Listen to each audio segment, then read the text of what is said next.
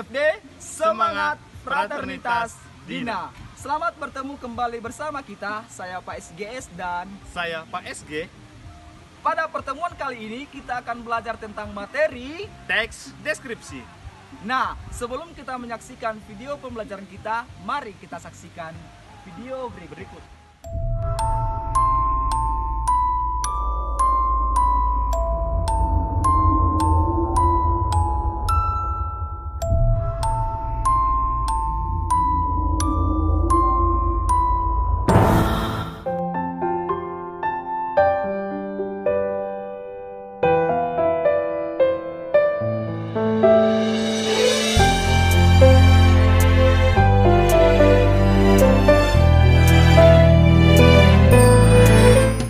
Oke, anak didik kami, kali ini kita akan masuk pada materi kita yang baru mengenai teks deskripsi.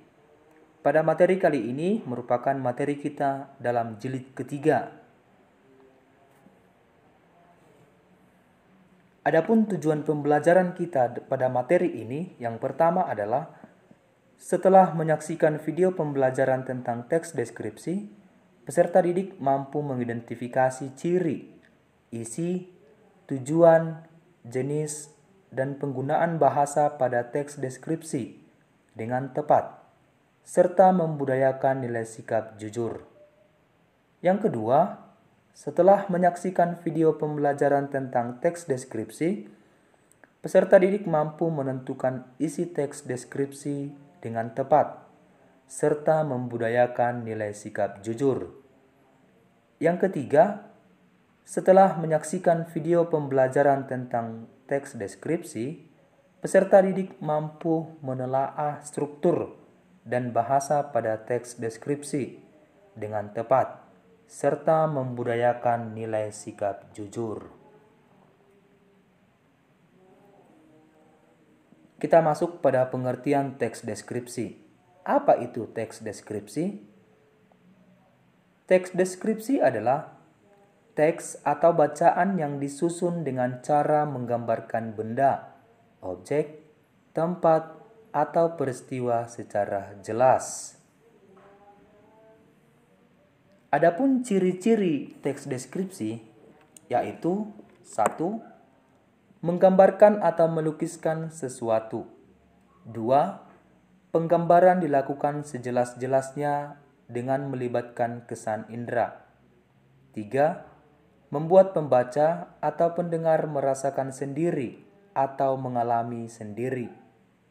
4. Menjelaskan ciri-ciri objek seperti warna, ukuran, bentuk, dan keadaan suatu objek secara terperinci.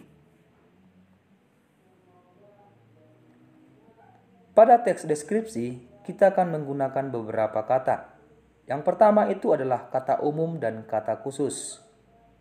Kata umum atau juga disebut dengan hipernim adalah kata yang cakupan makna lebih luas. Sedangkan kata khusus atau juga disebut dengan hiponim adalah kata yang cakupan makna lebih sempit atau terbatas. Contoh dari kata umum, melihat.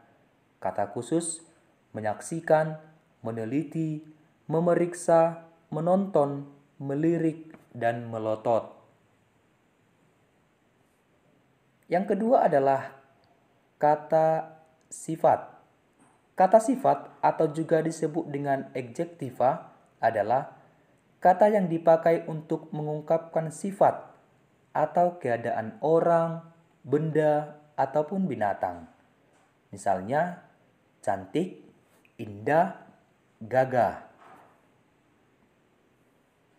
Yang ketiga adalah kalimat rincian. Kalimat rincian adalah kalimat yang berisi penjelasan, pemaparan, dan rincian dari kalimat utama secara mendetail. Contoh kalimat, ibuku orang yang sangat baik. Kata baik itu merupakan kalimat yang akan kita rincikan. Kalimat perinciannya, dia berusaha menolong semua orang. Dia ramah, dan tutur katanya lembut pada siapa saja. Yang keempat itu adalah imbuhan. Ada 4 imbuhan. Yang pertama itu adalah awalan. Imbuhan ditambah di hadapan kata dasar. Rumusnya, imbuhan ditambah kata dasar. Contoh, imbuhan pe ditambah kata dasar lukis menjadi pelukis. Imbuhan pem ditambah kata dasar baca menjadi pembaca. Yang kedua adalah imbuhan apitan. Imbuhan ditambah di hadapan dan di belakang kata dasar. Rumusnya, imbuhan ditambah kata dasar ditambah imbuhan. Contoh, imbuhan pel tambah kata dasar ajar tambah imbuhan an, maka menjadi pelajaran. Imbuhan ke ditambah kata dasar lahir ditambah imbuhan an, maka menjadi kelahiran. Yang ketiga, imbuhan sisipan. Imbuhan ditambah di celah kata dasar. Rumusnya kata dasar atau imbuhan. Contoh, kata dasar guru.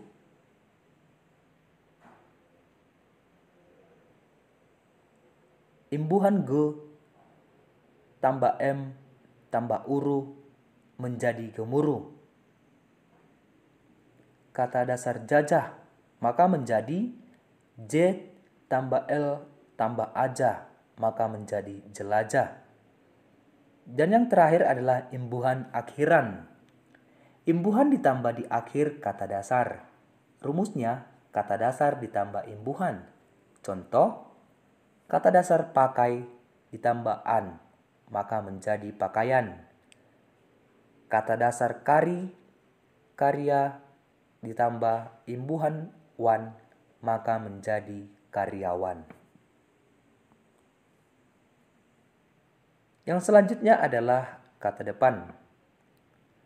Kata depan atau juga disebut dengan preposisi adalah kata yang terletak di depan kata lain yang berfungsi untuk menghubungkan atau merangkaikan kata dengan kata atau kata dengan kalimat. Ada beberapa macam-macam kata depan. Yang pertama itu adalah kata depan di. Kata depan di menunjukkan ada pada suatu tempat. Contoh, kain itu terletak di dalam lemari. 2. Kata depan ke. Kata depan ke menunjukkan tempat yang dituju. Contoh, mari kita berangkat ke pasar. Kata depan di yang dirangkai dan kata depan di yang dipisah. Pada slide kali ini merupakan slide penulisan tentang kata depan di. Awalan di pembentuk verba pasif ditulis serangkai. Cirinya dapat diganti dengan me karena verba atau kata kerja pasif punya pasangan verba aktif. 1. Dilarang, maka menjadi melarang. 2. Ditulis, maka menjadi menulis. 3. Di sana menjadi menyana. 4. Di mana menjadi memana. Contoh yang ketiga dan keempat ini, kata di sana dan di mana merupakan contoh yang salah. Yang kelima, dibalik menjadi membalik atau berputar arah. Yang keenam, dilanggar akan menjadi melanggar atau menyalahi. Kata depan di yang dipisah. Kata depan di penunjuk tempat ditulis terpisah. Cirinya dapat diganti dengan ke atau dari yang juga menunjukkan tempat. 1. Dilarang menjadi kelarang. 2. Ditulis menjadi ketulis. Contoh yang 1 dan kedua ini, kata dilarang dan ditulis merupakan contoh yang salah. 3. Di sana menjadi kesana, di mana menjadi kemana, dibalik menjadi kebalik atau sisi belakang, keenam dilanggar akan menjadi kelanggar atau surau. Contoh nomor 5 dan nomor 6 menunjukkan kata yang dapat memiliki arti berbeda saat ditulis serangkai dan terpisah.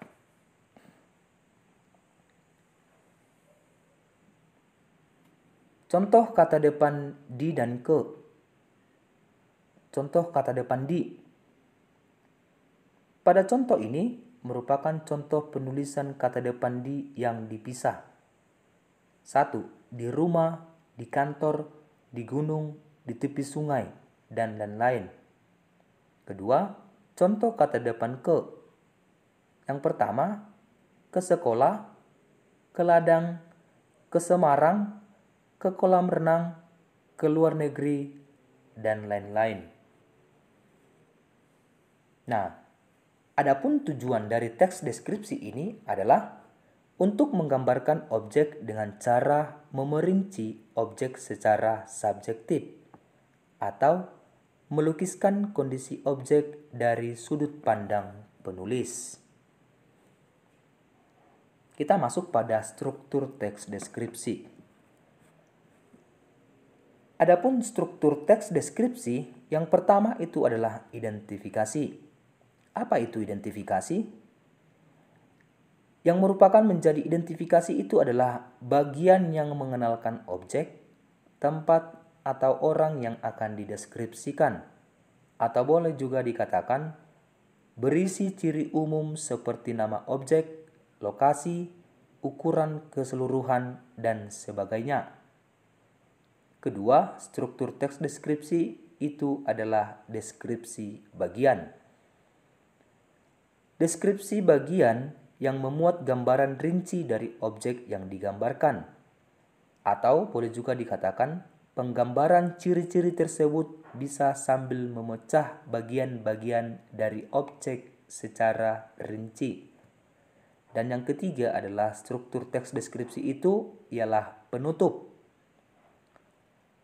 Berisi kesan umum yang didapatkan oleh penulis secara melihat objek tersebut. Ingat bahwa struktur teks deskripsi itu ada 3. Yang pertama itu adalah identifikasi, yang kedua adalah deskripsi bagian, dan yang ketiga adalah penutup. Baik, kali ini kita akan masuk mengenai jenis-jenis teks deskripsi. Adapun jenis-jenis teks deskripsi, yang pertama, deskripsi spasial. Deskripsi spasial adalah paragraf yang melukiskan ruang atau tempat berlangsungnya suatu peristiwa. Yang kedua, deskripsi objektif. Deskripsi objektif adalah paragraf yang menggambarkan suatu hal atau orang dengan mengungkapkan identitasnya secara apa adanya, sehingga pembaca dapat membayangkan keadaannya. 3. Deskripsi subjektif. Deskripsi subjektif adalah berisi gambaran atau lukisan objek yang didasarkan tafsiran atau kesan perasaan penulisnya. Penulis menggambarkan objek tersebut dengan opini atau kesan pribadinya. Kalau kita perhatikan pada slide kali ini, yang menjadi inti dari deskripsi spasial itu adalah ruang atau tempat. Atau boleh kita perhatikan masing-masing, di situ ada Bapak buat yang bergaris bawah.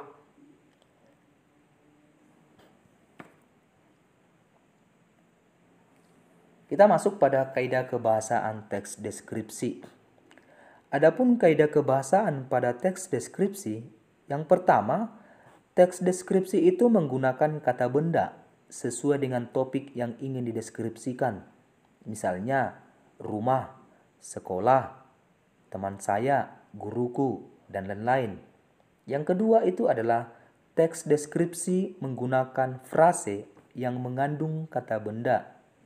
Misalnya, beliau adalah seorang kepala sekolah yang baik hati. 3. Teks deskripsi mengandung kata sifat yang bersifat menggambarkan. Misalnya, 2 sepatu hitam, 1 siswa rajin. 4. Teks deskripsi mengandung kata kerja transitif untuk memberikan informasi subjek. Misalnya, siswa itu memakai baju seragam putih biru. Yang kelima, teks deskripsi mengandung kata kerja, perasaan, ataupun pendapat untuk mengungkapkan pandangan pribadi penulis tentang subjek. Misalnya, saya pikir itu adalah kucing pintar. Saya meyakini buku itu mahal.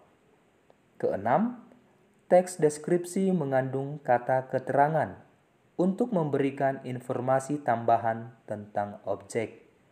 Misalnya, dengan cepat, di sekolah, di rumah. 7. Teks deskripsi mengandung bahasa kiasan berupa perumpamaan atau metafora. Misalnya, kulitnya putih seperti sagu. Baik, di sini ada sebuah contoh teks deskripsi yang dimana pada contoh ini Bapak mengangkatnya, judulnya itu adalah pantai. Di sini Bapak akan membacakannya. Silahkan menyaksikan dan menyimaknya. Pantai. Salah satu tempat yang sangat saya sukai ketika berlibur adalah pantai. Hal yang membuat saya menyukai pantai karena suasana di sana, apalagi ketika sore hari. Pemandangan sore di pantai sangat indah. Ombaknya yang menabrak dipadukan dengan matahari yang sedang terbenam. Orang-orang tertawa dan bermain di bawah matahari terbenam. Butiran pasir menyentuh kaki perlahan melalui jari-jari ketika berjalan di sepanjang garis pantai. Tak hanya itu, awan putih di langit juga turut menambah suasana di pantai semakin menenteramkan. Kicauan burung seperti sedang mendendangkan lagu. Similir anginnya yang berhembus membelai rambut menambah kesejukan di pantai. Belum lagi air laut yang biru jernih terombang-ambing di bawah ombak. Sesekali ikan-ikan tampak berenang ketika dilihat dari atas tebing di pinggir pantai. Suasana ini menjadi momen terindah bagi semua orang karena hamparan pasir, gemercik air, kicauan burung, serta terjangan ombak yang kian waktu kian mengagumkan. Demikianlah video pembelajaran kita tentang Teks deskripsi semoga bermanfaat. Salam cinta bahasa Indonesia, salam literasi.